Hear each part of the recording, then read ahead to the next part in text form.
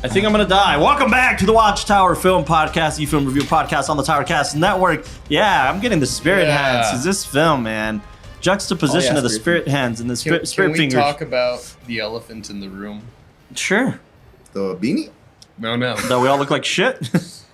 We now have a production monitor. We do have a production monitor. I know nobody's gonna see it. Yeah, nobody's gonna see it. But like, No. Let's rephrase that. We now put up our production monitor. We've had production monitors for I don't know how long. yeah, 2 years and we're barely we getting a never monitor. plugged them.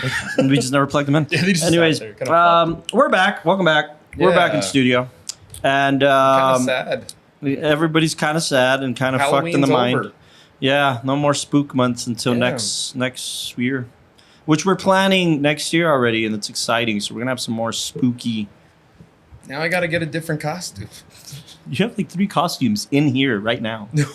Well, not only spooky, but we have a bunch of different themes that we're gonna try. That's gonna be exciting. Like We tried Matt Damon, That's definitely up in the board. Sci-Fi Channel. With 2 Sure. So wide. we're doing sci-fi, not sci-fi Yeah. channel. Comedies, but they can only have Whoopi 85 Goldberg. and Whoopi down. Goldberg. Yeah. And then a whole month dedicated Rosie to O'Donnell, ghosts. too. Rosie O'Donnell. Oh, yeah. She just came back to the Comedy Store for Really? like, the Oh, first for time real? in 20 Her years. career or hasn't something. come back. do? I didn't see her. I just Oh. saw that like when they posted it. Yeah, Somebody please post didn't it. stand up again. Hope she's not watching. She just looks nothing like how we think of Rosie O'Donnell. She looks nothing like that anymore. Really? The way I look at Rosie O'Donnell is from the Flintstones as Betty. I think it was Betty, right? She was in the Flintstones? Yeah, the original. I with remember John her Goodman. from Harriet the Spy. Nah, see, that's my first thought when I think of her. Mine is Harriet the Spy. She was just always around for me. I don't know. Yeah, she just kind of existed. always existed. Yeah. Yeah. Roseanne. Good old Rose. That's the wrong one. That's the wrong one. Got me thinking what? Roseanne Barr. Yeah. Did you guys see your interview with Theo? With Theo? That whole thing? Yeah, it was a whole controversy. Oh, They took it man. down. Like, they took it down. YouTube took it down because Roseanne is racist. Yeah, they go into like deep stuff. Yeah. And you know But, Theo. But that's Roseanne Barr. The other one's Rosie O'Donnell. And the film we're talking about today has nothing to do with either of them. Nothing to do with But it. before we introduce the film, let's introduce my fellow co-host, Mr. Michael Lillo. With his new beanie. Oh, yeah. It's hat season, guys. It's always hat season unless you're a little bitch. Mr. give me a Austin hat. Young, I'm making sure we're sounding good back there. As you see, I'm wearing a hat because he's not a little bitch. And This film makes me feel like a little bitch. Go man. Raiders. go Raiders. Raiders. It's black and white. It is Sunday at the Yeah. time of this recording. And Mr. John Eric Osser, make sure we have an acting perspective here. And try to stay asleep Awake for this, yeah. 'Cause I think you are my asleep. man over here, just my man. Morning Well- cast. They're just. Yeah, they're not the move, these morning casts. I know. I'm dyslexic, my bad. Well, to be fair, morning cast, like, couldn't read a clock. after... What did you say? It's gonna be like, I'm sorry, I'm dyslexic. And just Couldn't read a clock. couldn't read a clock. Yeah. These morning That casts guy- after Hollow Weekend are just not it. Bro, I need Yeah, another these copy, casting bro. calls on Sunday mornings, but here we are. Yeah. The good days. You know, all that jazz, you know. You know, all that jazz and stuff. I'm your humble film servant, Carlos de la Torre, giving you a writing, directing perspective, and it was my pick today. We're talking about the legend, the great Bob Fosse's All That Jazz. Bob We're going to Fosse. talk about why It's fantastic. it's fantastic and Why I'm why rethinking my life choices. and why Austin's quitting smoking. Stanley Kubrick said it was the best film he ever saw. There's no way. So yeah, man, Really? Stanley Kubrick It's up there, said dude. this is the best film I think I've ever seen. Internet, please do your research. This right here, you want me to show it to you? I'll show it to you. Really? This I one? got no. This one? I was looking up to AI you. generated. I hope. Yeah, bro. You're This asking. whole life is open- AI generated. So like all that jazz.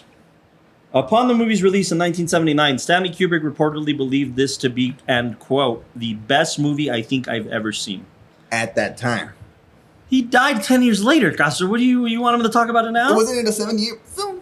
In 79. 79? Came out 79. He died at. Good films came out after that. Yeah, he didn't see any of them because Oh, he died.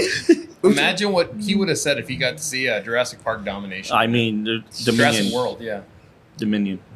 Or Sharknado. I mean, Or Sharknado 3. Yeah. Oh man, Kubrick would have been it's like, actually not that bad. and I quote, best We're film never ever. doing Sharknado on this podcast. We have to, The bro. fact Maybe that the he first did- one. The fact that he just said it's not that bad, and he's like, "There's no way that was the best one." That Bro, just there's tells this me one all it is. scene. where like 5 sharks have laser beams and they're just fucking doing like What is this, Freaking Austin laser Powers? beams. No, we might do Sharknado 1 as a spoof month Thank or you. something. But Think- Will you put the movie in front of the camera so people can see? yeah, sure. This is my Criterion copy of the film. In front of the. Shut the fuck up. So like, there's so many use of mirrors in this film, and just like the reflective nature of it. So like, we have a camera and this in front of the camera, and also in front of that camera. Go on. Damn, dude. Fucking He just crazy. pulled it out of his ass and it made sense. It made sense. Dude, you can't bullshit a bullshitter, Castro. Now, Nice. so we're talking about this film. This film broke me years ago. I think I saw it during the pandemic, maybe actually. How many times did you see it till you got it? You The did first see it time. during The first time. This is the first time, but I've You seen saw it it with what Sandra, so 3 you had some- times. Did I see it with Sandra? You said that, and now you said that. So maybe I did. I remember seeing your stories, and you were in the old place. Yeah. Yeah. 'cause Yeah, maybe she did too. I'm not sure. I was a little lost. I would have needed somebody by my side too. No, she probably fell asleep through it too. Needed me dude. to hold your That's hand. that's just the nature of it.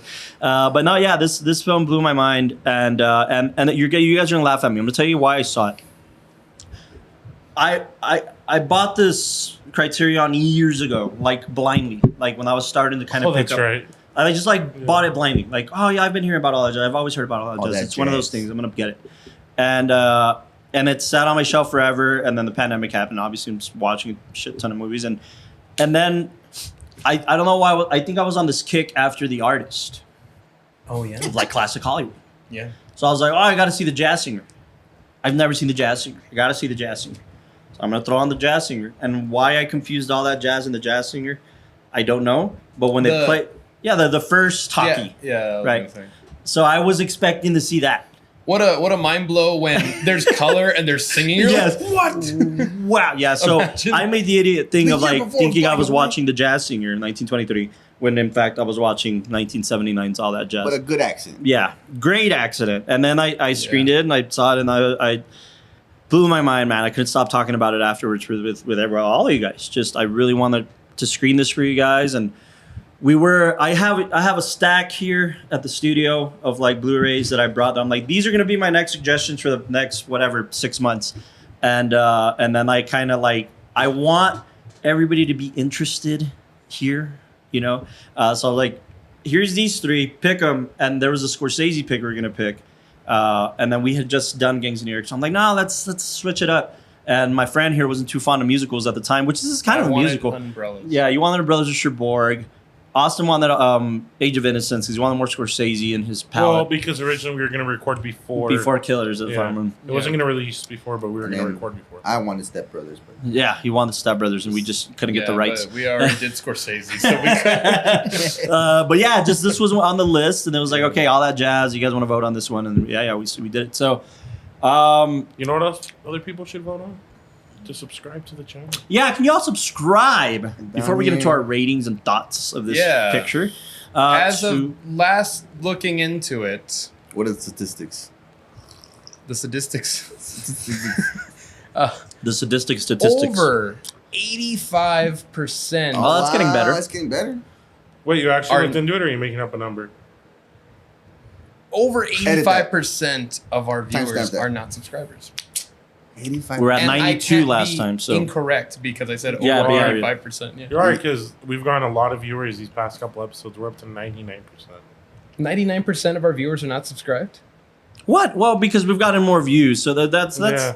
yeah. well, that's not if you're bad. new here, yes, I don't normally sound like this, so let me say We that. have gotten a lot of subscribers in the past 2 months. So we have gotten subscribers, but we've gotten more views than subscribers, and that's kind of Yeah. what we're trying to push for here. Please But, subscribe. yeah, please to the subscribe. channel. This is just YouTube, by the way. Spotify and everything else, just the numbers are up. So Yeah. But we You got can our subscribe and then mute us, but just subscribe. before just play it, press mute. it's fine. before we get into it, we do have a lot of fun months coming up ahead. Yeah. We kind of planned out the whole schedule as far as different themes. Yeah. We're already starting to talk about getting ready for Oscars, having another Oscar live stream. Yeah. So yeah, stay subscribed, stay tuned, and let's get into all that jazz. all that jazz. Before we do, just in line with this whole kind of subscribe thing, I've gotten a ton of feedback recently with people telling me friends and stuff like that, or people. Honestly, I've heard more of people who are like, "Oh, dude, I see your podcast," and I don't know them.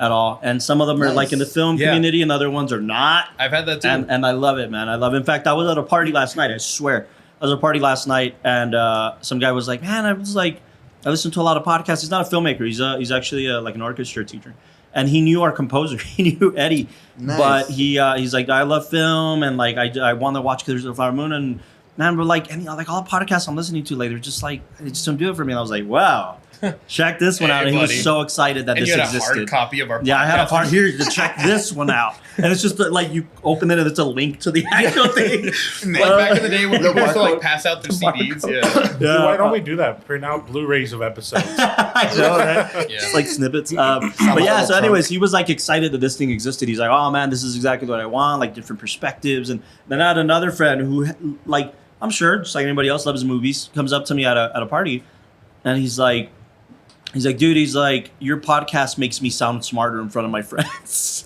He's like, "Cause they're like, yeah, dude, the movie was cool," and I'm like, You know, I've also heard that "Come too, here." dude. Yeah. I mean, I just listened to this podcast, so I can tell you stuff. So I thought that was cool. No, yeah, So I'm that's getting freaking more and awesome. more of those little comments. Yeah. We're doing So we something right. appreciate that.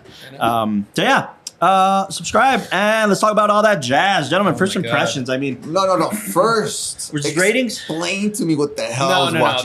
that's later. How can I give a rating? no, That's no, the that's point. right. First impressions, and that Yeah. always changes. Okay, that's Yeah, true. yeah, That yeah. is true. That is Yeah. true. So yeah, first impressions or Calm down. ratings. Can I go first? I never go first. Yeah. Yeah. Wait, I actually can. I thought you guys were going to tell me no. No, Oh. we're waiting. By the way, I'm gonna tell you this now. Austin Cam. Sandra, my lovely wife, who you may or may not know, I don't know. she You're married? I think she said like she we were here. I was listening to one of the episodes, the newer episode on the way to Dallas or something, and she's like, it was one of the episodes when we're in the studio. And, you know, Sandra only really goes, you know, she goes to the cafe episodes, and she's like, Yeah. man, Austin's really talkative in the studio ones. Like, why doesn't he do that more? And I was like, well, he does, you know, at least for the in studio ones. He's like, well, he should do that at the cafe too. Like, his perspective is really cool. Yeah. So, you have fans, and you need a You got 3 right here. That's Yeah. it. I'm quitting. Just like this. No. No. There's so much. I mentioned before we started rolling. I want to ask you as far Hey, as it's my time to talk. Thank you very much. Take a compliment, goddammit. Anyways, Um, you can't do that well. it's a dime, dude. It's a dime. That's a dime for you. We got a 10. We got our first 10, ladies and gentlemen. It's a fucking 10. I think I was saying before we rolled, I think this is going to crack my top 10. Yeah. You've only watched it once or twice? Once, dude, and I First want to one. watch it again. absolutely. And you don't want to watch dude, it again? this He does movie, wanna watch it again. I do want to watch it again. Like, I'm probably going to go home and watch it again. Dude, this movie just blew my mind, and it's like, dude, the scene that sticks with me, like I was telling you, I know the scene that sticks with you is the ending. Yeah, I mean, the But combination of everything. is The just- boardroom scene is what just stuck with me, and it still Which sticks one? with Which me. one? Which one? when they're Well, talking, Talking about the like budget, if he dies, you know, like, if he dies, we make profit, so fuck it. that Yeah. stuck with me, dude. And it's just, Like behind the scenes type Yeah. of shit. and not only that, it helps me. Who's somebody that like I don't direct and I don't write, and this is very heavy into helping understand what those types of people like Carlos himself goes through, like not knowing what do people really like, what they don't like, the struggles that you go through. This Oh, man's yeah. Yeah. struggling the balance of trying to finish a film and please those people, trying to get the play going off, pleasing those people without knowing what they really think. Finishing And up it's the just- project you're currently Yeah, on and starting and the it's next just- one and doing like, all of it culminating, and it's just at the end, nobody really cares about you except your closest ones. yeah. What would and you? it's- What would you I call also, that? I also think like we're What in do you the connects directly to what you're asking, because we're in the throes of it right now. Yeah. We're putting together the next film, and we're 2-3 weeks away from shooting, and just the culmination of dealing with the politics of it and dealing with the bullshit, but also dealing with the excitement of it. And like Yeah. the other night, we're getting test footage, and it was just like, it just felt amazing. But Dude, then we're and- like putting the film together and dealing with agents and managers and all this bullshit, and Also we're just like, balancing out like the Yeah. the technicality. Because, Yeah. I mean, Yeah. I think when we talk about creatives, and even when we talk about people in our own community, Mhm. everybody's excited when the project first starts, and everybody's excited when the project's done. But there's that whole middle time that's just Yeah. hell. And I mean, like Yeah. even like What do you mean? What do you mean? like it's just well, I don't know. nonstop Yeah, I know what stress, you mean. dude. I don't know if you get it, because I know that you say that having to like watch yourself on the screen sometimes is a very weird experience. Right. Like For sure. But that's what everybody's looking for. Like, oh, it's done, it's edited, it's up there Yeah. now. Like now we're celebrating that there's a film that was made. And like at the very beginning, when people are jumping on board, there's this excitement of like there's a lot of creative ideas flowing and all that. But then once For you're in sure. the crux and like the technicality, Yeah. then it's like, okay, man, you got a 6 a.m. call time. We need to get at least 5 pages done. Yeah. And we're out a gaffer. We're out this much equipment. Like, we're over budget. Yep. Like, Dude, all that yeah, technical stuff, and it just eats you alive. And then like, I think I pointed out to Carlos the scenes, like the little montages of him, you know, showering, taking the Alka-Seltzer, getting ready for the day. Yeah, though. They get slower as the film goes on because it's just showing them breaking down and what it does. There's deterioration to as a. Oh my god, yes. Yeah. yeah, and it's just, dude, this Yeah. film. Another scene that got me too is when the exec comes into the editing bay and he's yelling at him like, "Yo, you're triple over. You know, you're supposed to shoot this in 60 days. You did in 82. Yeah. This and that." And then he sits down and he's like, "Fuck, it's better." He's like, he's right. It's better. Yeah. And then Yeah. Oh, when they're I love walking that through the hospital and they're like, "Oh, great! It's Yeah. gonna break records. It's gonna do this." And good thing you took your time doing it. You know, this stuff. It's like, Yeah, dude, this film is. yeah. I'm reconsidering my life choices. I think I'm gonna go back to school. I'm gonna get out of Just become a film and doctor, just man. just He just has to. Or just quit smoking. You know, either one. Either one. dude. You know You what? wanted to avoid that part. No, but it really does have that impact of Yeah. you know, trying. I guess I've never seen a movie that's also encapsulated the feeling of like having trouble enjoying the moments because Yeah. you're so caught up in the. Well, you Hell of it. have, or we have, and we reviewed it on this podcast, which was a direct influence on this film, which is probably where I first heard of it, which was 8.5. It's a direct kind of reimagining of 8.5, Yeah. right? Through the The theater world, modernization, modernization, and yeah, not only 8.5, but a film called Stardust Memories, which I just recently watched, the Woody Allen picture. It's a good film too. It's very modern, New York-ish kind of feel, but this is the standout. This is more palatable, and at the same time, gutting this film. Well, like you were saying, like how he was so obsessed that he couldn't enjoy the moment. Yeah. That's what everybody that makes it says. Like, yo, those were the best moments. Like you didn't look around. You know, I've been taking that in. This is now the therapy podcast. I've been taking that in a lot more now. Like, I don't know if you guys, a lot of people have told me recently because when Sandra and I would go on vacation or do something else, I'd always be posting about it, like posting stories or whatever. Yeah.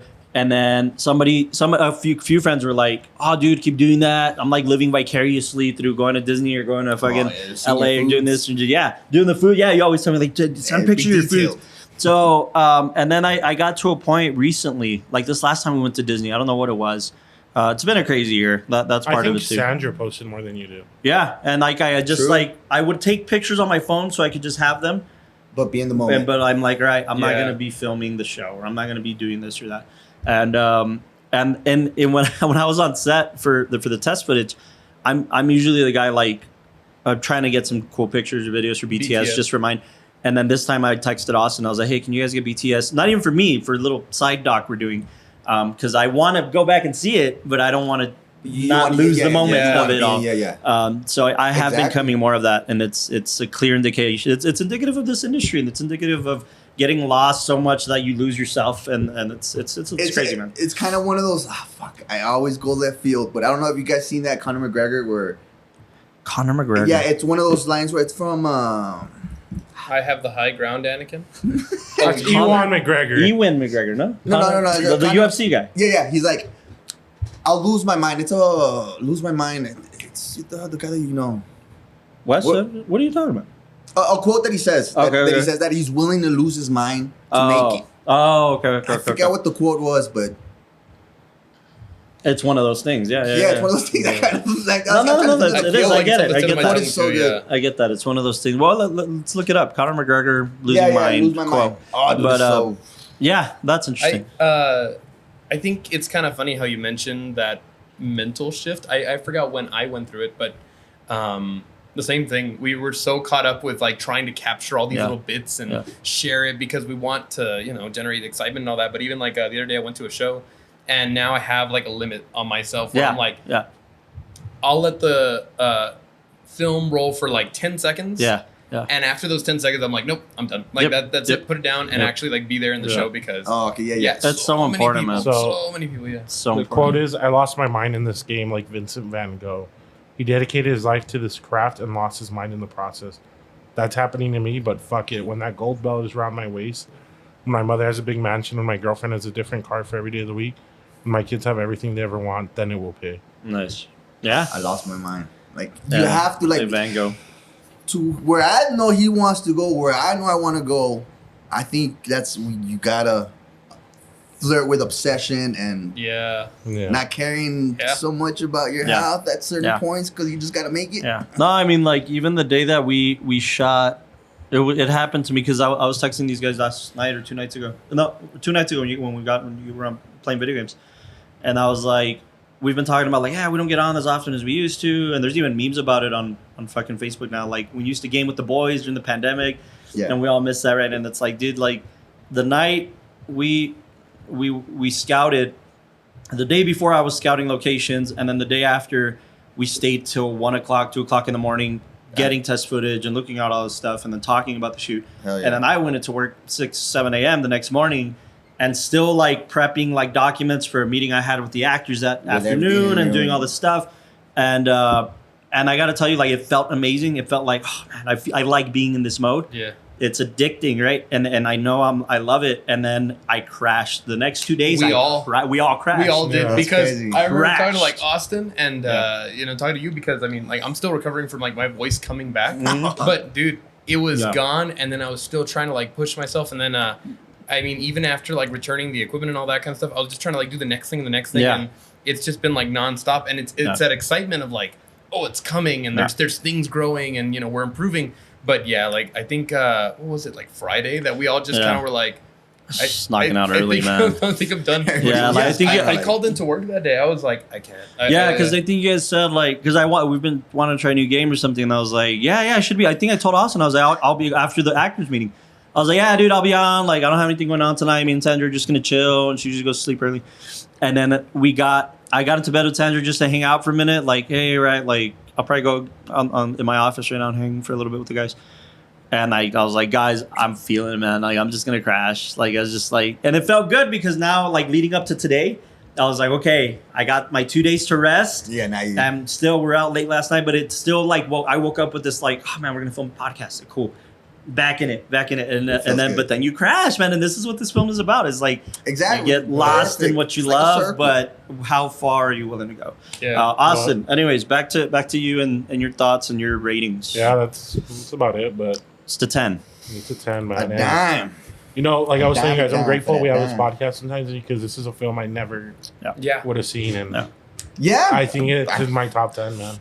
I think I'm hoping a lot more people see it after our podcast because, man, we always talk about those films that are special that speak directly to like our community and our group. Yeah, this is a very direct or a very creatives film. Like, creatives will understand this film more than anybody. Yeah. Well, I'll go with my rating next because I really didn't understand it, but I kind of got it, right? It's a guy about obsessed that he has to do a great play, a great movie. Yeah. And he's having hallucinations. It's not linear, right? No. Well, no. It's not linear at all. Technically, no. So what I'm thinking is the stage. I got so many theories in my head. But lay them on. Well, give us your thoughts, and then my thoughts is I like it. I like these type of stories where you get this guy this obsession story where you get kind of like another dimension, if you will. Where is he alive? Is he in purgatory? That's what I was thinking for a hot second. The dancing, the singing, not my thing. Some of them were good. The last one was kind of stretched out a little bit. But the ending was awesome. Like Austin said, I probably would never watch something like this. I'm glad Carlos brought it up. Yeah. But my rating's going to be a little low because I still need to watch it again. Just to see what I missed. Yeah. Is as a whole? Yeah. Just one rating. No, as a comedy. Could be a drama. Man, as a comedy, I'd give it like a good 5. There's some funny stuff. There's a lot of funny stuff in there. Dude, I don't think I've ever gone this low. Oh my gosh. Just your rating. 6. A 6? Okay. That's understandable. Oh, man, no, that's understandable of where you're at with it. Right? I just stare me down. I gotta be ready. Gotta be ready. But yeah, man, I'm you're lost in it, and you're trying to figure out certain things. Did you lock your car? I'll give it a 6 with an opportunity to go up. So girl. Yeah. Okay. Mr. Lalo. I just saw this on the Criterion. This makes me so excited. This has a Film Foundation logo on it, which means Marty Oh, that's what the rescan this film and fix it. Yeah, it's his. Dude, his it looks great. It's the scan of the film but it's a bit grainy. It's very good, but it's the Film Foundation was started by Martin Scorsese, Francis Ford Coppola, and Steven Spielberg to like restore old, classic cinema and stuff like. Anyways, Delo, are you also down with this one? 9.3. 9.3. 9.3.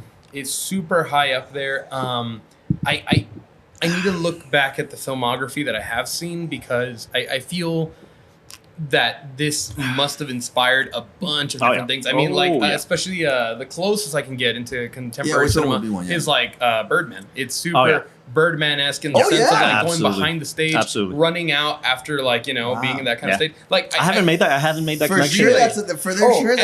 And to me, I love Birdman and its interpretation on the same subject matter. In case you didn't see the shot that we did in the balcony with you, that was a Birdman shot, dude. That's kind of what I was figuring.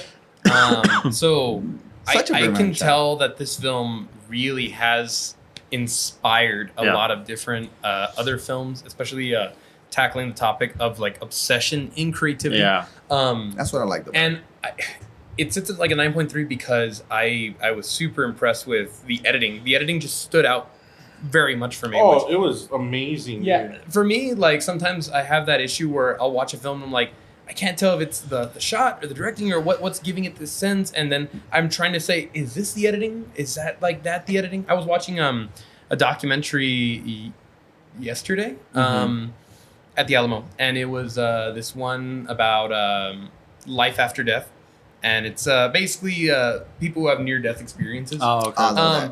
But I was paying attention more to like the techniques used because, in documentary cinema, especially like when it borders on a more religious stance, they'll use every trick in the book to really pull at your heartstrings, get the emotions. If they want your blood to be racing because somebody's going to die, they'll use all these little tricks. And here I just felt the edits were so smooth. Yeah. But you're in it. You're in whatever emotion that they want you to be in. And they just kind of, they play with the viewers, just perspectives the whole time, and you're just kind of strung along, and I was super impressed. Yeah.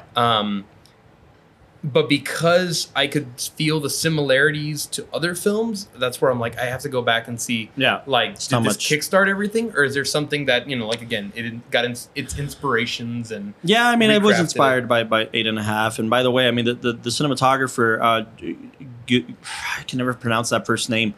Giuseppe. You could write it down. Giuseppe. It's an Italian name, but he was Federico Fellini's DP for most. Oh my god! So this guy was wow, something I would have done. Something like I would have gone for something like this. But super impressive. I mean, I'm still kind of like with Austin, that very much blown away by this film, and I'm excited to have the conversation because. God, it's almost like there's so much coming at you at once that you're still trying to like pick apart all the little pieces and all that. But my favorite scene by far was, I guess, when they say that first joke that they're reading the lines and all that, and he's just kind of in the room and he's just kind of there like quiet. You hear the scratching of the table. I think tapping of the pencil. He cracks the pencil and all that kind of stuff. And it's so funny because again, as creatives, we've all been there where we're so caught up in the vision and everything that we're listening to people and they could give whatever reaction. They could say it's the best thing, it's the worst thing, and you're kind of like, I don't know if that's true or not. You think that scene was inspired by what's the one with J.K. Simmons? You think I think the other way around, but I think this scene inspired that scene. I mean, yeah, exactly. Like when they goes quiet and stuff. Yeah, Whiplash. yeah. That's what you maybe. Because was it Whiplash? Yeah, it was Whiplash. That kind of reminded me of that scene. That's just that awkwardness, same thing, right? At the teacher. But I haven't seen that in. I haven't seen that in a lot of other films. That like whole. Effectively used. Yeah. But yeah, Whiplash used it effectively. That was my favorite scene by far. And then also, literally the last shot. Yeah. The last. What was the last shot? The body bag. The body bag, and they just zip it up. The cut. Yeah, it's like it's not this grandiose thing. Like even though they're trying to do this whole performance and everything like that, and he's about to go to this beautiful woman and like kiss her, kind of like, oh, I'm dying now. It's like, nope. No. You know what? What I thought was great about that shot is sure, it's a commentary on this harsh crass, like, that's death, kids, goodbye. It's also this commentary on, like, you don't get to see what happens next till you die. Yeah. Like, you don't get to see that was the main thing that got me. encounter. When you'll get to see when you encounter it, but let him have his moment. You get to see the reality of it because you're still here. Yeah. You're still alive. It's such a great. I think after that was once we've kind of gone through all the like denial, acceptance, and all that kind of stuff. The 5 and stages they're of like grief. walking him out. He's like, "Oh yeah, but that's just a rough cut, and we gotta Oh, run this." And it's like, Love it. yeah, Love the whole like, Yeah, that line got me Yeah. too. I don't have the title card yet. And You know it's which just one not- that one I don't have was? the underscore yet, and it's just This is kind of weird. Have you guys seen Blow with Johnny Depp? Yeah. At the end, where supposedly his daughter comes and visits him, and she's not there. No. Ah, Well, that dude. was the thing when they're pushing him in the little gurney too, right? Gurney. yeah. And he sees the girlfriend and the ex-wife right next to each other, like, you, if I don't make it, I'm sorry for everything I ever did. You, if I do make it, I'm sorry for everything I'm gonna do. And then they're not even there. Dude. You know, it's similar. Oh, yeah. similar thing. Oh, So it does. So 9.3. oh my god, yeah. You know which one was my favorite scene? It's kind of when like what's the main character's name? Joe. When he's kind of like Joey. finally seeing the light, if you will, no pun intended. When the daughter and the ex-wife do the little choreography dance. Oh, Oh, yeah. yeah. Oh my god, you could see it in his face where it's just like, this The is girlfriend. worth it. Yeah. You know, this is like This is what I should have been paying attention to. exactly. Yeah. Not And that. Not the other stuff, right? Yeah. not smoking. Not smoking. Not fucking. Not the smoke show. But yeah, that one really. No pun intended. I think the last scene, and then I'll let you get on to yours, and we can Yeah. have a bigger discussion.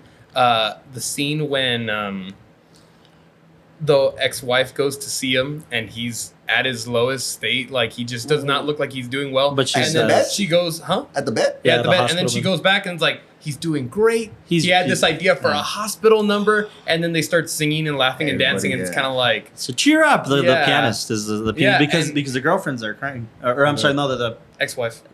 no, the one that's crying in the room next to the pianist, where he's like, cheer up. It's the girl he slept with Oh yeah, beforehand, like the other actors that he's hard on and stuff like that. yeah. Because she knows, Yeah. she knows this is bullshit. Yeah. But it's just this.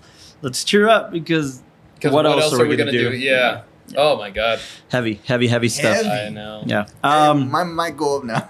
Now that I've seen all this. It's heavy. It's heavy. Yeah, that but is yeah, this Carlos, is this a dime? Is this a dime? I'm having a hard time, Judge. I'm between a 9.5 and a dime, and let me tell you why. Because the 0.5, let's call it 9. Let's split the difference. Let's call it like 9.9 for me, because that 0.1 or that 0.5 or whatever is that this film is so real to me. Like Austin made a joke about it earlier, but I genuinely mean this. I don't want to watch it often. It's so real to me that I don't want to It's too watch close it to often. the Yeah, chest, it's too right? close to the chest. I for think I me. told you I was like, don't watch this film again. Yeah, that guy for sure. I like it's too close to the chest, and like my first screening of it was like I was stuck with that song at the end, that number at the end, because like as a director, the first thing you're thinking about is, okay, we're in the serious hospital scene, open heart surgery. You get to see the cut in the beginning of it and like gruesome, like you're gonna pay attention to this, and then he gets to a point where he's like, okay, might make it, might not. Let's it's this very, again, Killers of the Flower Moon had a similar ending. It's this very like let's cut back. We're gonna go ahead and start with the hallucination scenes of the hospital, and then it's like pulling back and seeing the sets of the hospital and seeing the numbers, and he's directing his own death. Like Yeah. this man is directing his own death. Even in That was his weird. last That was moments, he trippy. can't separate Oh, himself even from like this thing. That was trippy. The Like- best line in that moment was like, "You missed your line," and it's like, "What was the line?" And I then it wanna was live. like, I wanna- I want to like, live. I don't like, wanna I don't wanna die. die. And it's And like, then yeah, we'll just cut it. We'll Yeah, cut it. exactly. Like that's the Oh, moment yeah. he had to be able to fight for it. And then there was another one. I was like, oh, you don't have a line in this one. Yeah. And you have to think: is this the creative, like as a director? I'm thinking like, is this he's unable to, his body won't let him anymore, or is this like if I'm directing my eulogy, if I'm directing my last moments, am I thinking, is that too cheesy? That's too on the nose. If I live, is it too on the nose? Let's cut it. We don't need it. Like it's just so introspective, man. It's oh just so my God. You introspective. think it is like? Yeah, like I don't know. It's exploring those themes, right? Like as a director, I'm thinking what he's thinking, and is it the body going? because like even though there's nothing happening, that's like his last moment. Even if it's just in his mind Yeah. to Exactly, direct exactly. something. yeah, something Before, grand. yeah. But it's also a commentary on like the previous scenes of this guy, the let me introduce my next guest, was like, I hate show business or I love it. I could go either way. Yeah. And it's like, I'm going to direct this big number of something I hate, something that's generic, but at the same time, it's a commentary on like, that's life, kid. Like, you can direct the best thing you want, but it's going to fall into the same category. We're going to fall into the same like last number. And I think his mentality as a director is like, well, this is it. I'm going to make this a hell of a show to end on. Yeah. How did you feel that a big emphasis on the movie was that the comedian? No, I don't know what it's called. Yeah, but let's get into that, please. No, like the rehearsal that he can't figure out the dance line and he can't figure out the beats and the song and everything, and then he calls everybody in and he says, I got something to show you. And then even the ex-wife says, like, that's the best thing you've ever done. Because that's how everybody feels. That's exactly how you feel. Is like, I'm going to bring something I think is new to the table and hopefully innovative. And then they see it, and we're seeing it with them. We're seeing it with the execs. And, like, I think you were at that point, you're like, what the fuck did I just walk into? What is this, dude? Like, and... and he woke up from the second nap? Yeah. I didn't see I that. know. But like, this was, again, 1979. Theater is breaking into this new wave of like, a lot of more sexual kind of things, more liberal type of things, things like Rent and things like like these kind of drug use and a chorus line, for instance, or the Full Monty, like all these kind of risque theater shows, Cabaret, which Bob Fosse also directed, by the way, and like just stuff like that where there's a change in theater. And the first time anybody sees something like this, like for instance Hamilton, man, like hip hop musical about our founding fathers. Everybody in the room was like, what the fuck is this? Yeah. But then it becomes this revolution, right? So like, I think that's how every creative feels. Is like, I'm going to try something new and something fresh. And I'm going to get people who are going to be like, the fuck is this? But I know this is going to hopefully break the form, break the mold, and start something new. No, it's what I was referring to is the idea that really after that, we're starting to get towards the end of the act, and it's going to be jumping into the last act. Yeah. So that really was the best thing you ever directed. Yeah, like I mean, that's it. And by the way, like his, in his head. Nobody else got to see it other than a bunch of people that aren't going to appreciate it and be like, I don't really get it. Yeah. But that's the only audience for the best thing that he's possibly ever done in his life. But and that's it. But it's also like one of those things. Like, that was the best thing on this earth. But fine, I'm gonna direct my death to be the best thing to be ever showcased in my head, so that I can die happily. Because I didn't get that. Not only that, like there's so many posthumous things, right? Like the guy who made Rent, he never saw his play on the stage, at least on Broadway. Unless you believe in ghosts. Unless you believe in ghosts, in which case a lot of theater people do.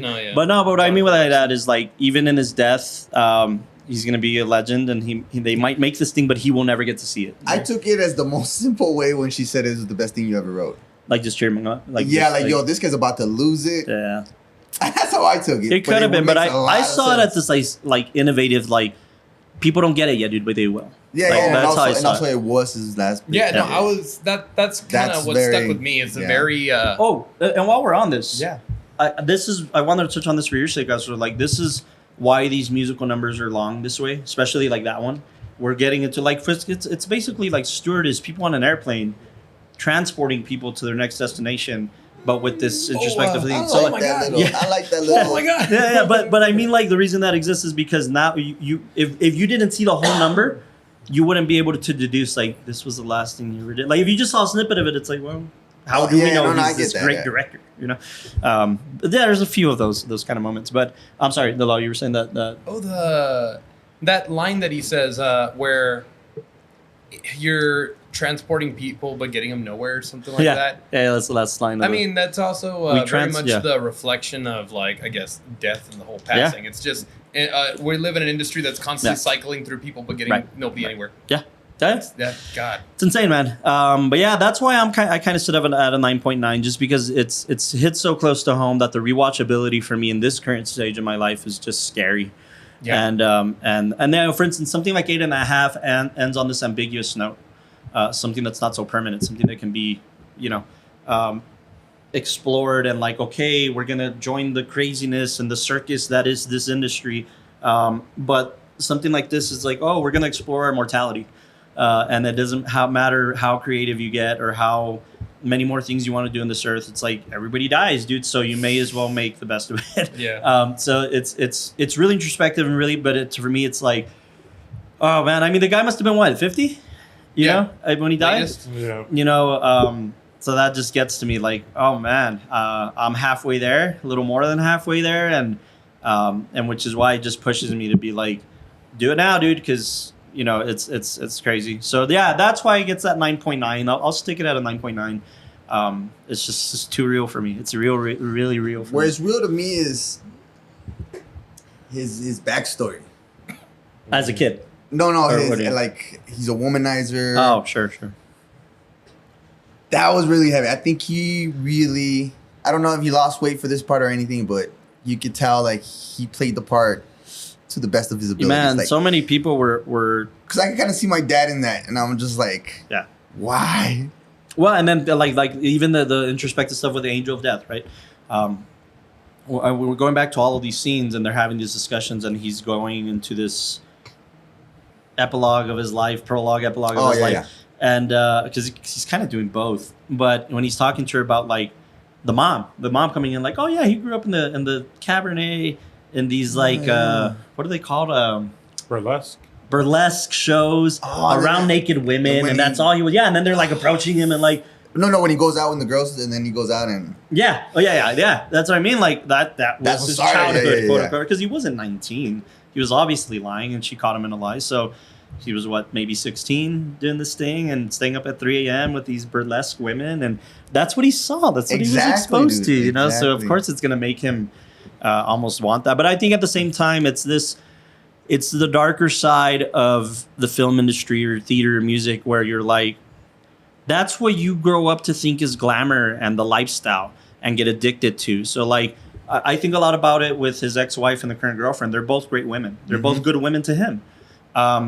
And for him, it's like you could tell the wife provided his daughter, which that's why she's always going to be the most important person in his life. One, yeah. And you see how cool she is. Yeah. But she got old. And no, I mean honestly, that's the womanizing factor of it. It was like, oh, I'm going to date the younger woman and get her, and then she's a good woman too. And then when she, it's one of those constant things. So I love it. It's so great in that aspect. But just going back to those moments of like talking to the angel of death and how even he's the whole time, the whole point is he's flirting with death the entire time, and that's the point by smoking and drinking. And I said it like early on because you were like, "What is going on?" And I thought it was like, purgatory, and I was like, "Is this?" the reason I kind of figured that is because whenever you see montages that revolve around having a conversation about different beats in your life, like there's a movie, I don't know if you've seen it, Defending Your Life. I don't think so. It's a 70s movie. But basically, when this guy dies, he has to go into a courtroom and basically justify all of his actions for his entire life. So it's very similar to like this tone. So I was like, oh, it's the same thing. Like okay. He's I have a theory about that. I think I've seen it. He's reliving his life in these quick little beats and spurts, and then having to be like, I messed up there, and like, well, you know, she was fun. It's very like 5 People You Meet in Heaven-ish. If you ever know anything about Mitch Albom, great author who did like Tuesdays with Morty, The 5 People You Meet in Heaven. My Dinner with Andre. No, that wasn't him, was he? It might be. It's very similar. Wasn't? Style. I don't know, maybe, but it's just it's one of those things that like you go back and how are we going to be judged? Is it the traditional way where you go to the pearly gates and will you get in based on your life? You guys think about that? Sure, everybody does. It's our mortality, right? It's our I mortality. saw a documentary about it the other day. Yeah. And, I got you thinking. Oh man, no, it was a small tangent. Yeah. But in the documentary, they have these different beats, right? So at first they're talking about like, you know, interviewing people who have died. And they came back and saying like, oh, I saw these things and it's similar to everybody else. And then they talk about all these positives. And then I think halfway through the documentary, they're like, also... A psychiatrist is coming in that's like, your brain is spitting so much dopamine into that this is all hallucination or whatever. The realist, right? Whoever's a realist. Well, that's the thing. This was more on the side of like, oh, let's show the realist so that way people think like it's a balanced documentary. Yeah. But no, the first half was like, oh man, I saw the other side and it was beautiful and it's loving and it's just light. And it's like, But that's not the case for everybody. And literally, there's all these near-death experiences that talk about being dragged by dark beasts. And it's like, oh, so by the way, hell exists. And it's so real. It's like that line from Funny People, right? That line from Funny People, my God, it was so where sad. he's like, where they're like on Runyon Canyon or whatever, and they're like talking about that, and they're like, yeah, like we were in the dark. Like I just get weird with death. Like my grandpa was dying, there was no windows, and as he took his last breath, the candle blew out.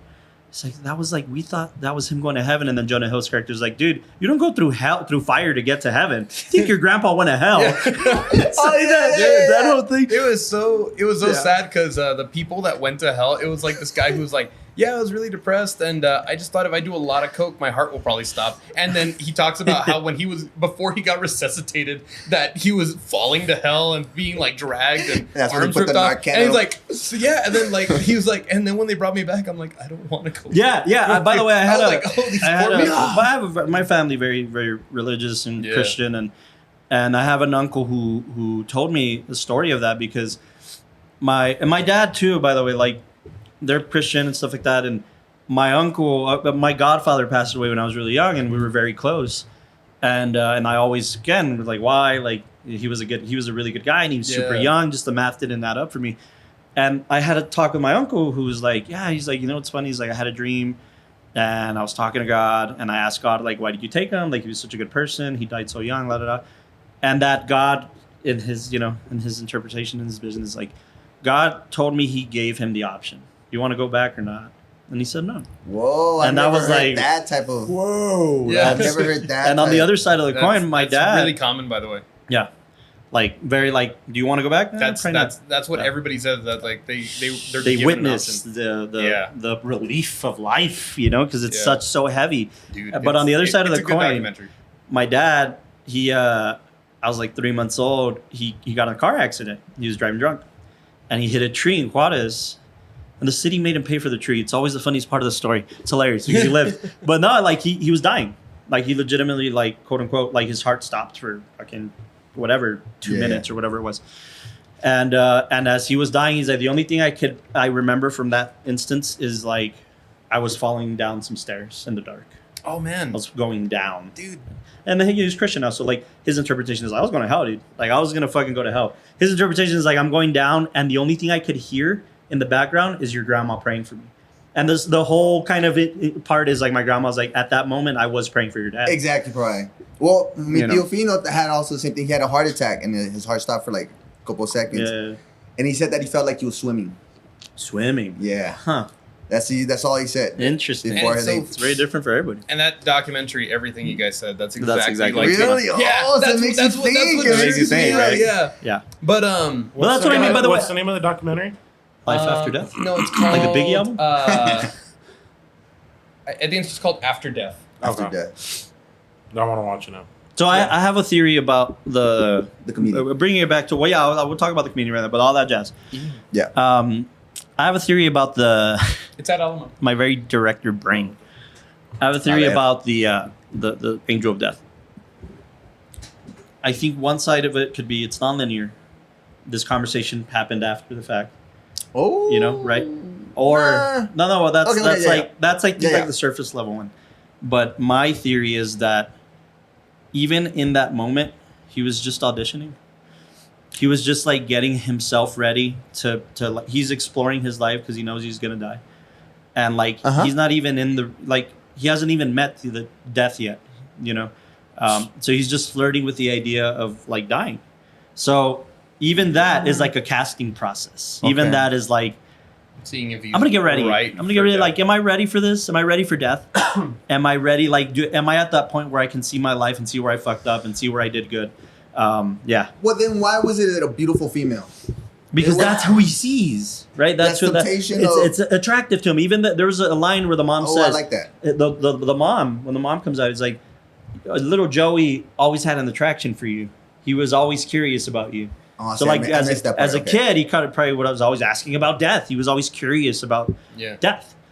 So like if it's gonna seem attractive to him, and since he's a womanizing piece of shit, he's a beautiful woman is like desirable for him. Right, Death is desirable for him.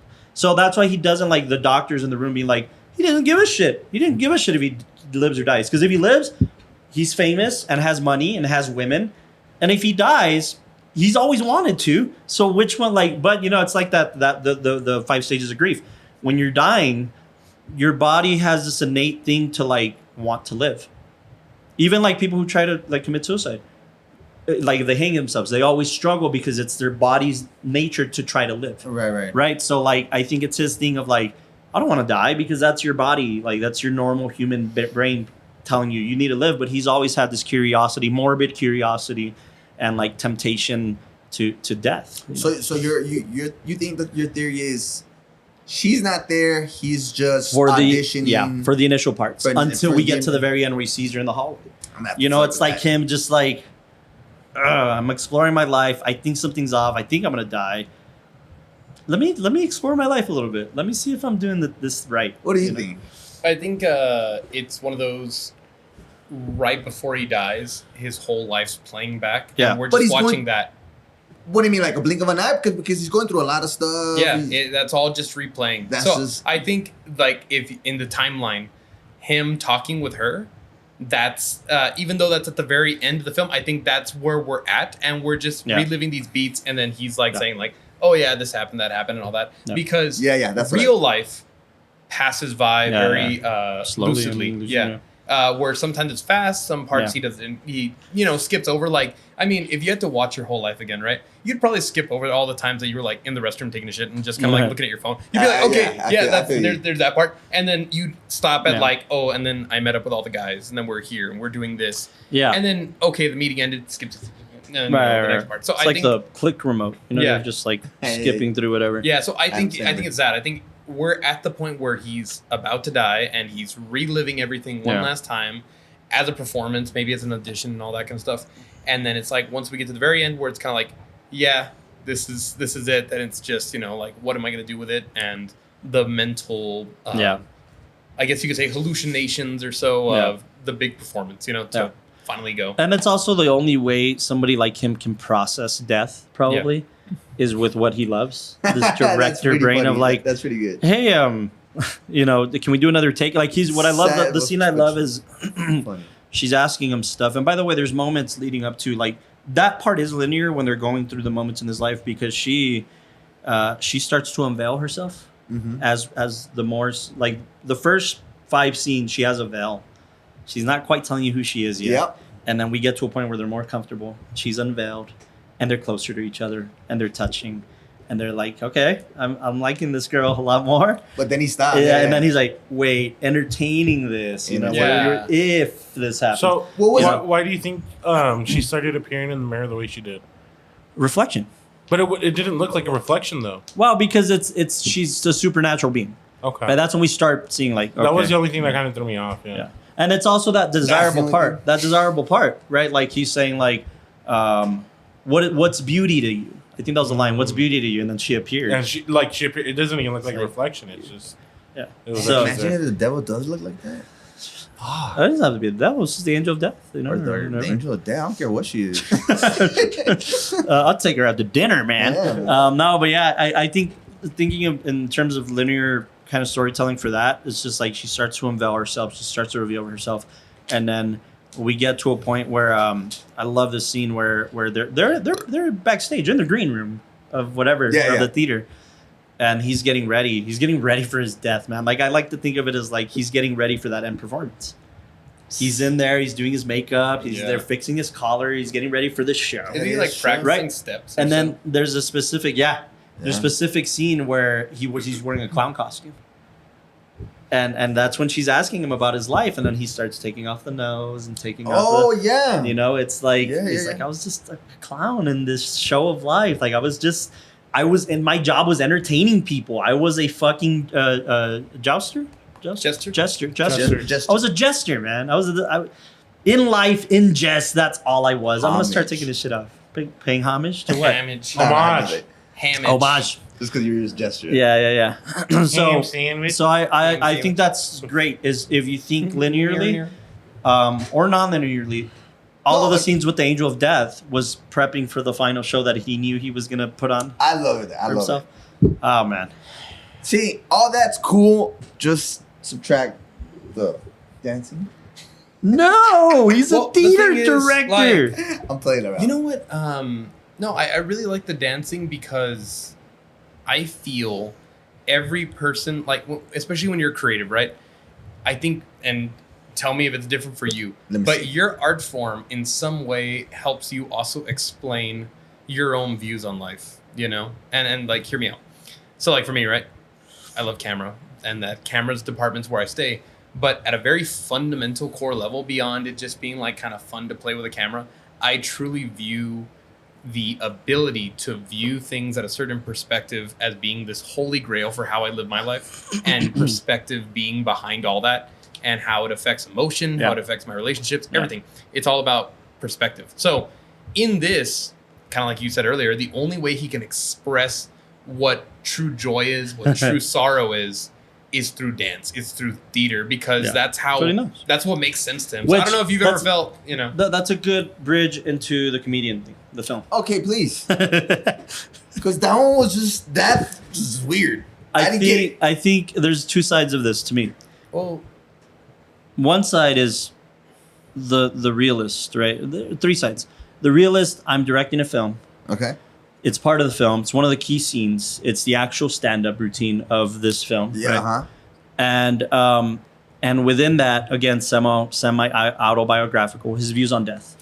The comedian's views on death. Okay. This whole monologue is about death. Yeah, that's this exactly. Whole act, this particular act is about death, which again is attractive to him. Exploring death in various capacities, right? So also kind of says that death is a joke, right? Yeah. Because that's the way he's treated life. That's the way. Yeah, that's the way he's treated life. His death is a joke right there. Okay. And then we get into this mentality of like, there's scenes in the hospital where you don't know if this guy's real or not. The comedian, the actor. He's coming in, and I think he's being this kind of voice of reason, like because that was his views. Those are his views on death and mortality. He starts being this like voice of reason for him, and we don't even know if he's real or not. We don't know if he's hallucinating this or not. Exactly. But he's so attached to the picture and what he's trying to communicate in the film that he's like, it's just become part of his reality now. Okay. Death especially has become part of his reality. So like the repetition of the 5 stages of grief, even in life, is exactly what he's going through. So that monologue is like his inner voice, man. That monologue is key. That monologue of the comedian is key, which in real life is just him directing a film on paper, right? Like that's what the scene exists for, is to show his crazy schedule and what he's going in and out of. And then in his morbid kind of existential journey, it's more of a, oh shit, that I've been listening to this track for 6 months. I've been listening to this monologue or this idea of death that I'm exploring in a film for months, and now it's my reality.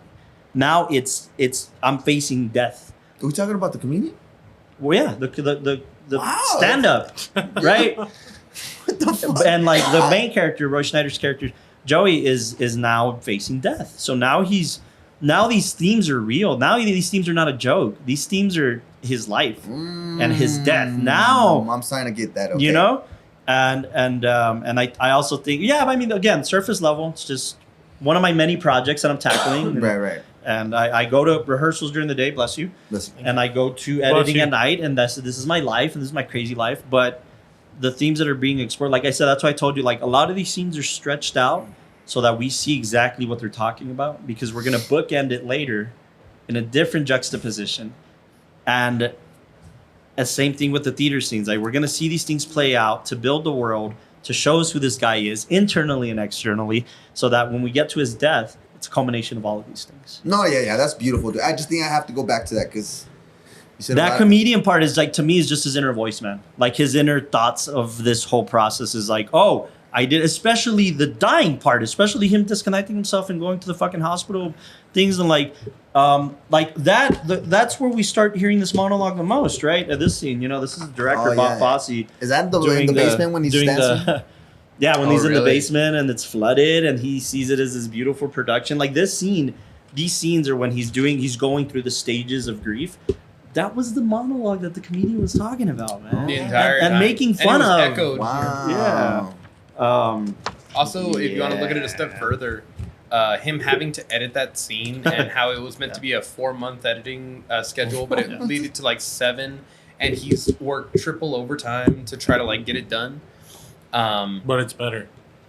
it's better, but in that So great. and talking about like death and all that, it's almost like you could spend your whole time trying to like get it just right. You could think like I think it's really funny the notion of somebody trying to think of like this is how I'd like to die. Like if we had some control over that. That if I get the formula just right, I've lived enough, and then I say the right things, and then I can die at this point. That. And you could do it forever. You could mentally think, Yeah. oh, Imagine. I'm gonna try to get my death just right, Yeah. and you're not gonna. By the way, it's the same thing. It's the same principle for any I like that. play, film, creative pursuit. Because, like George Lucas says, a film is never finished, only released. Yeah. You know, so that's how we also think. lives Like that too. going back to like I try to never obsess over films that I'm done with. Yeah. Because then you won't get on the next film. You'll be super obsessed with this one thing. Absolutely. Well, what else are humans obsessed with other than death? It's the only thing we know for certainty that's coming in our life at one point or another. Right? So like if we get obsessive about that, Preach. you're not gonna enjoy life. You're gonna be in death. I wrote a script about this principle because of it, you know, as part of this morbid death exploration. Because it's like, well, if you don't enjoy this side, you don't enjoy life, you're going to be constantly obsessed with death, and then what's the point? You know, you're not going to be able to enjoy the other factors of life. So like in our case as creatives, you're going to get upset. I tell filmmakers all the time, tell new filmmakers all the time, like, dude, finish it and move on, because then you're not going to explore other films. You're not going to enjoy the joy of being a storyteller through other And capacities. how many filmmakers or how many creatives have started like their first or second project, and because they mentally think it's the best thing in the world, they will stay on for years, and then it just never goes anywhere. We all think that. Every creative thinks that their current pursuit they're on is the best thing in the Which world is until. well, you need that. Well, yeah, at You the need time, that, yeah. in the time, Yeah, At the but I time, mean- in the time. you know. Yeah. I think everybody will panic. Dude, my rating went up, dude. Mine went down. I'm at a 6. Oh, you guys flipped. Yeah, Yeah. No, dude, I'm at a 6 out of 9. I can't believe who's the one that watched it once the first time? You, all three of you, I Yeah. think. How the hell did you guys get all that and not me?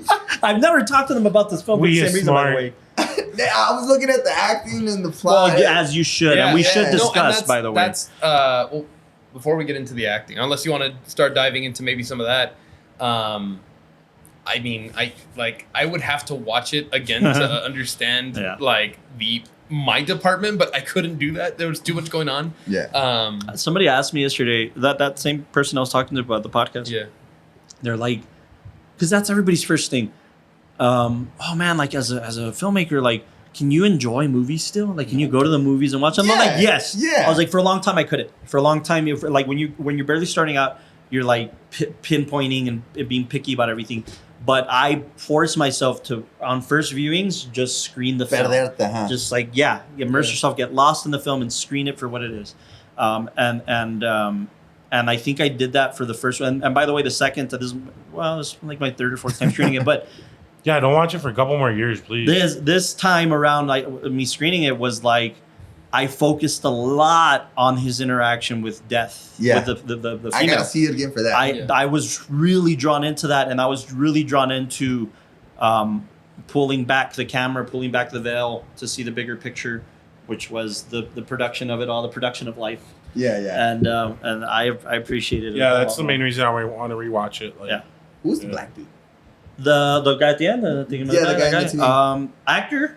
No, but who was he? Didn't Key He and Peele was- have a skit on like magical black maintenance workers? Don't Oh you my remember gosh! that? Yeah. Oh yeah. Wait, you're talking about the performer, not the guy at the hospital. No, I think you're talking about the guy at the hospital, right? No, the no, one no. who was singing with him, and he's just there, kind of waiting for them to pick him Or up. you're talking about the Oh performer? yeah, the performer. Oh, which it's because technically he's saying too, but you're talking about the guy on stage, right? Yeah, on stage. Okay, so he's an actual guy, like he's an actual show host who he just sees in the hospital. Like he's memorized it because it's so cliche. Like he's been seeing this show. Oh, bringing up my next guest. He's been my friend for 17 years. He's been my friend for 25 years. Why is Because that's show business. He's the embodiment of shitty show business. That's so cliche. That is like lights and fog and the smoke show, and it's just like it's boring, and I hate it. And which is why I'm gonna direct this shit. I'm gonna do it. I'm gonna put myself in it, and I'm gonna direct it, and I'm gonna make it better. Now it's all making Like sense. okay.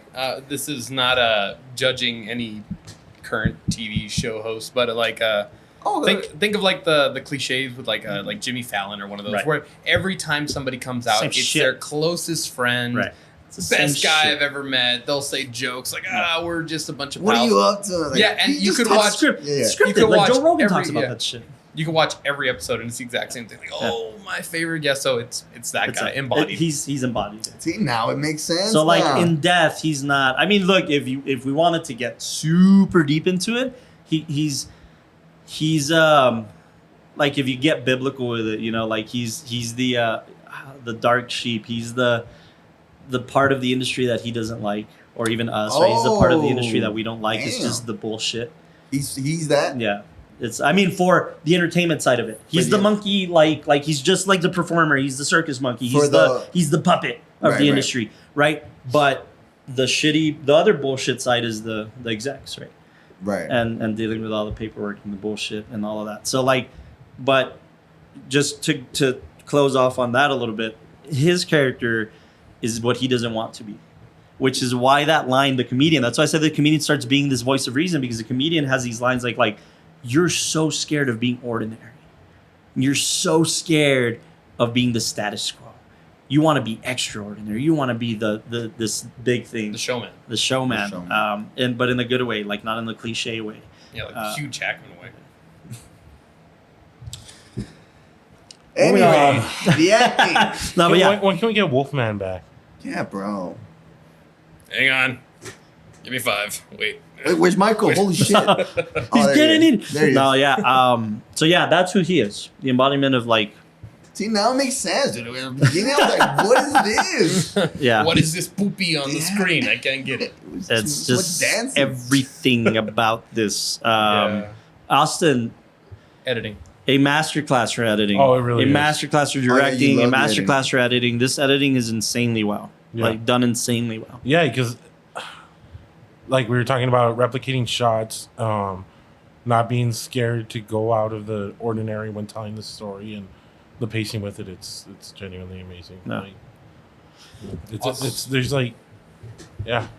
Also balancing out so many different angles and takes and moments and beats where, I mean, I feel like we all say, we could do a little bit of this job or that job and all that, but when you look at like the editing of something like this, it's like, oh my god, it's like whatever you write on your resume, I can edit. I would never be talking about this, something like that, because it's just insurmountable the amount that they're dealing with. And then you've shown me a lot this idea of Alan an Haim. editor. Alan Haim is the editor of this. He won the Oscar for this one. He won the Oscar for editing. Yeah. You've taught me a lot as far as editing is not so much what you see, it's the person's ability to be able to keep a flow or keep a beat there that holds everything together. Especially something like this, that you have these non-linear timelines going on. The editing in this is very important with the pacing to make sure that you're being able to keep up with what the director wants you to see with it. Kind of keeping going back with him flirting with death, and also with keeping with the intensity of what he's going through. I don't know if he notices the film goes on, the cuts are a lot quicker until he slows down and realizes that he is dying. His body. Yeah. And it's so, to me, it's subtle, like you feel it, but I could have never like put that into words. I was super impressed by that. That's what we do.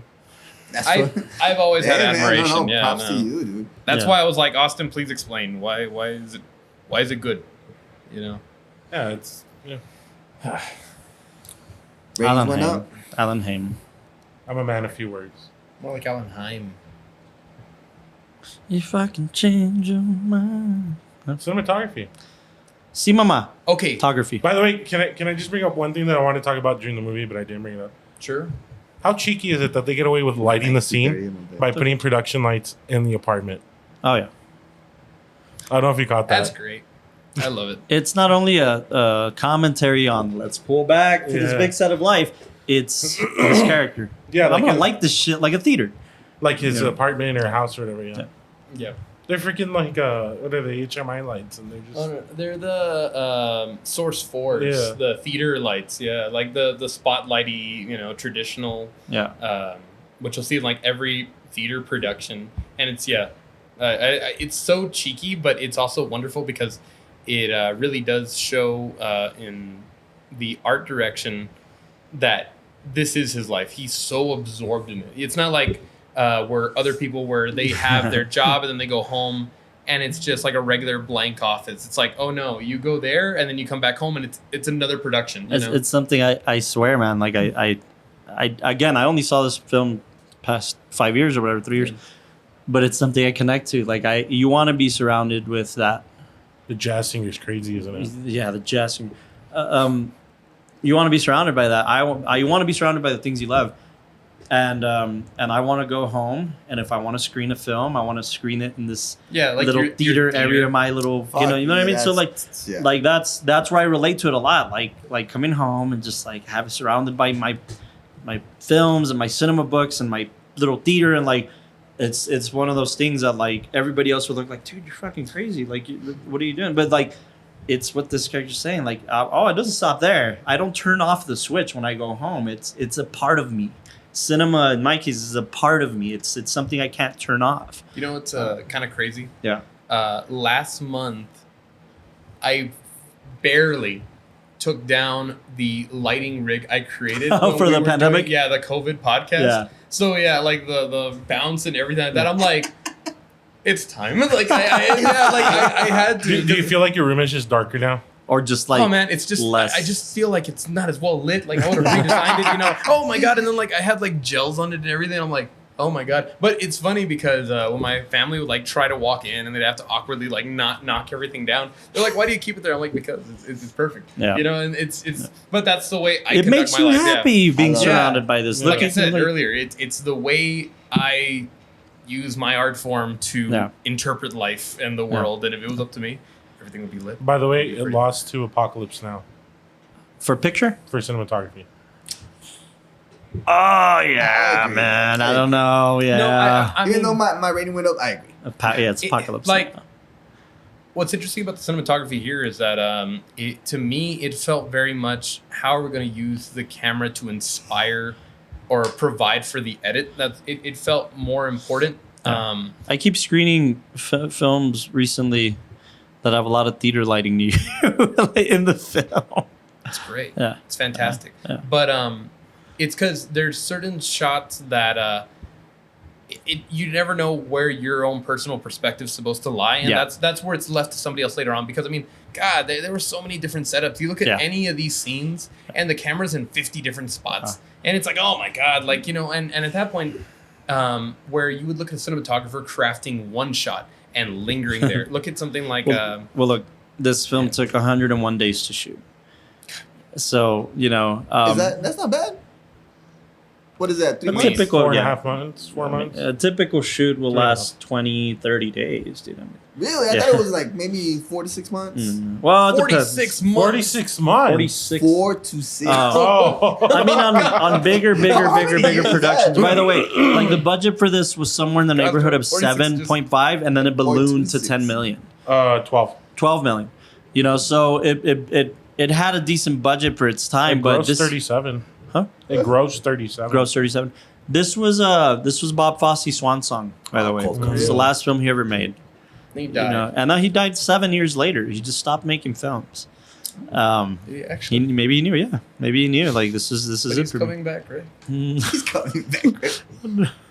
Through his work, he's immortalized. Yeah. He's not around.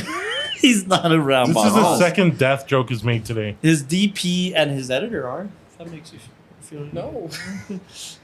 He made a film about him dying, and then he died. Yeah, that was the point, right? It's so that's why it's semi-autobiographical. He was a theater guy. He was a choreographer. He loved women and drugs. I don't know why I just hate those semi-autobiographical. I feel like everybody's gonna have a heart attack when Carlos turns in a script like this. You know what? Like, hey, here's my next one. It's like, we're not filming this. Yeah, like, we're not gonna do this. Like, real life is boring, dude. If it's completely autobiographical, it's boring. Real life is boring. So semi-autobiographical gives you the license to build a story that's going to be compelling, a little more compelling than your normal boring life, right? I mean, exactly. That's why I guess that's where it kind of like annoys me. Fabricated. Like you're already telling us that it's not. Well, like you guys are exaggerated something, or no, but I even showed you the. Did picture. you enjoy the Fablemans?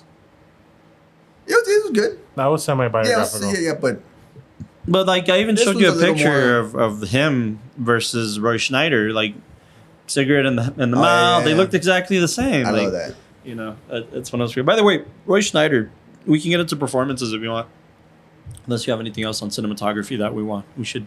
Oh no, I just think that where this film wasn't focusing too much on like the single shots being well crafted, Yeah. it was focusing on having a large collection of Yeah. all beautiful shots. But then in the edit, it created this dream sequence. Like I loved the final, that whole theatrics of him like singing his death song and all that. Yeah. Just because you get these moments where we're close up on these like the faces, those inanimate faces with lights coming through Yeah. and all that. Yeah. Just everything there to Robots. assist with the Yeah. overall tonality. But yeah, it's just God, so much. But yeah, go ahead. What's the next thing you want to carry? Roy Performances. Schneider. And or anybody else in the film. Well, let's start. You know, the people around him, the two women and the daughter. Yeah. Oh my God, the daughter. I don't know if it was one of those things in the film where it's kind of like that breaking the fourth wall. Not necessarily, but Yeah. when she's dancing and she takes the puff of the Oh, and she cigarette coughs. and she coughs. Obviously, that's not a cigarette, right? Yeah, but Yeah.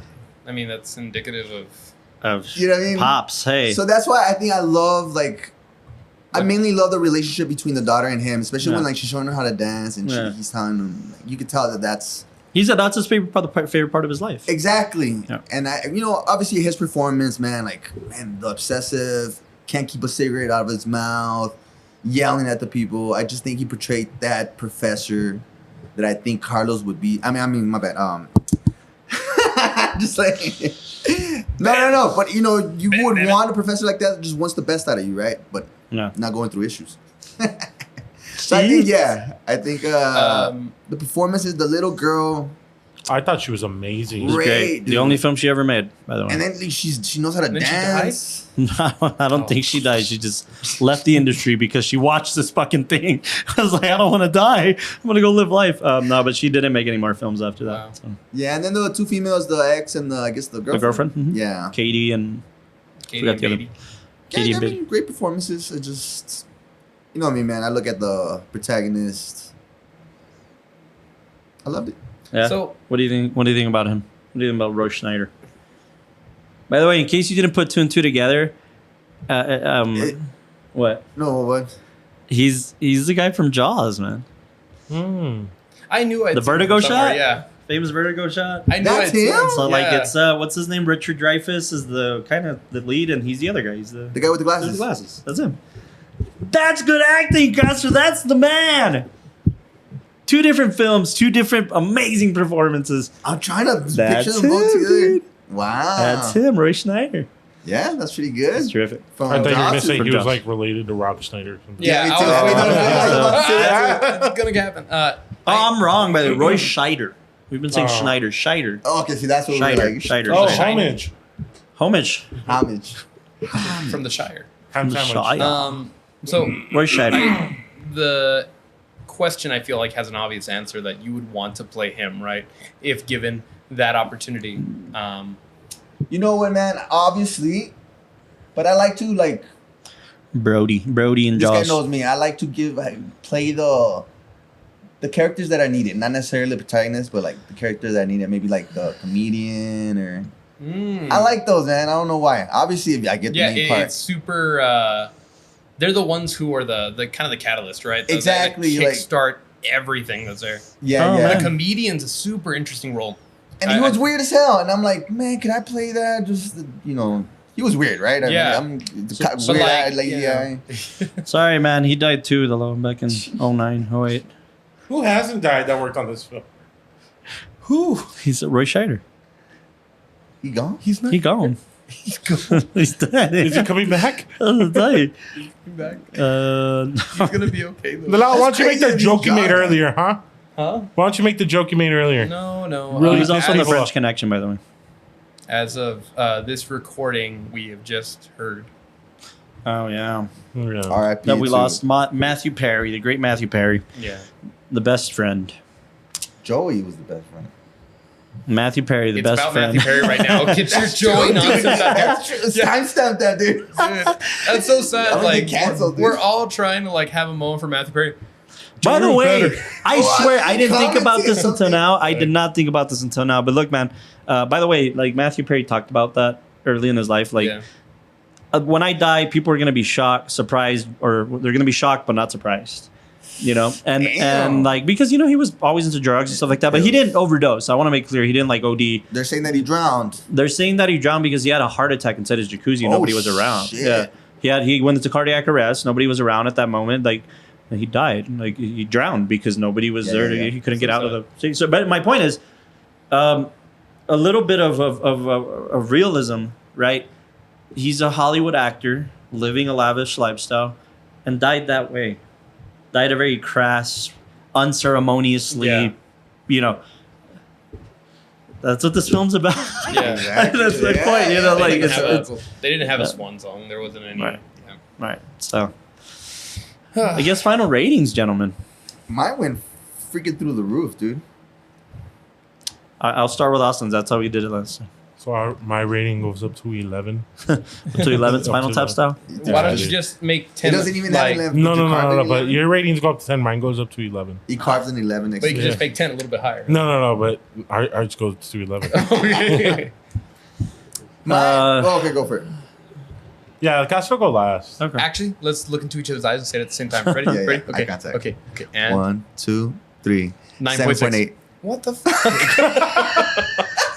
I thought you said you're How's that through the skyrocketing. roof? Yeah. It's gonna go through the 7 point. Yeah, like So, anyways, 9 point, what? 6? 6. Yeah. So it went up His 0.3%. face, what the fuck? Yeah, it went up 0.3. It's definitely over the hurdle of in the 0.3. top- Mine went up 1.8. Come on. Yeah. 3 points. Oh, I'm sorry that 0.3. mine 0.3. went to like the higher percentile of best films of all time, and yours went up to I can Statistic- watch it maybe again. You know, like I'll think about watching it again, but I won't watch it again. yeah, Okay.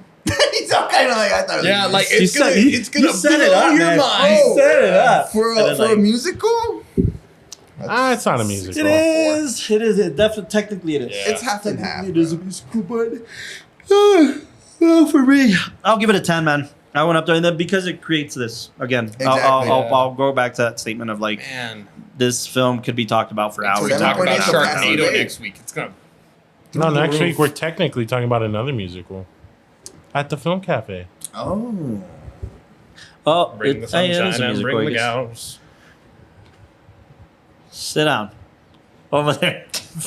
Roll over. Wolfman, where you at? Well, ladies and gentlemen, Werewolves from Dude, London. you gotta see it's this. showtime. Now I'm in the boat where you gotta see this. It's showtime. Did I show you that? It says Yeah. it's Here, showtime. wait. Do it one more time. Go ahead. It's showtime. There you go. Go watch All That Jazz. Bob Fosse was underrated because he firmly had his feet planted in both theater and cinema, and did both extremely well. And one of the things is too that I'm one of those guys that used to be one of those guys. I see. Go on. I used to be me when I used to be me. Me, finish. I don't speak so good. Okay. I don't speak the good English. I just act but good. I know speak so good. I'm Give me a done. script. Give him a script. You I'm speak done. very well. It come out good. I'm sorry. Go ahead. I'm done. Rating's so easy, even Caveman can do it. You used to be one of those guys. I used to be one of those guys when I was me. Yeah, that don't be what the fuck. Don't be closed-minded. Yeah, since these it's like an films. old school film from Yeah. the 70s. Yeah, it's super old. It's black and white. And get away from that. Yes. No. The cover. The cover. Oh, okay. Oh. Yeah, like if you go to Blockbuster, You're not gonna, this is not standing out. Very outdated principle. It's all right, Gus. The All right, mouth man. words are hard. Me and the Logan have a You know, wrestling if you match. pull out this guy and you go to Blockbuster and you're like, "Oh, I'm gonna see this there," you're not gonna pay. That's what he's trying to say. Like, Okay. Yeah, bro. Yeah, now I'm listening. Well, first off, are we taking a road trip to the last Blockbuster? I mean, obviously. Oh, I thought they closed. They No, did? Yeah, Honestly, I think they did. Yeah. Yeah. Didn't they make a whole No. documentary about it? Like, No, it's no, about that to get no, closed. No. But like they came out later on and they're like, yeah, that's I don't it. think so. Well, anyways, Hold on, the Anyway, intern's I still have my checking. membership card. I got late fees. What do I do? So I used to be the guy. Yeah, I used to be the guy who like, oh, you'd see something like this, or maybe even a trailer, and you're Exactly. like, And thanks to you guys changed your mind. Like, no. I don't know. I don't think we've done this before, but if you guys would like to jump in, if you're a fan, in my opinion, of things like Birdman, Tick Tick Boom. It's still open, bitch. It's still by Yeah, but what are the hours? Hold on.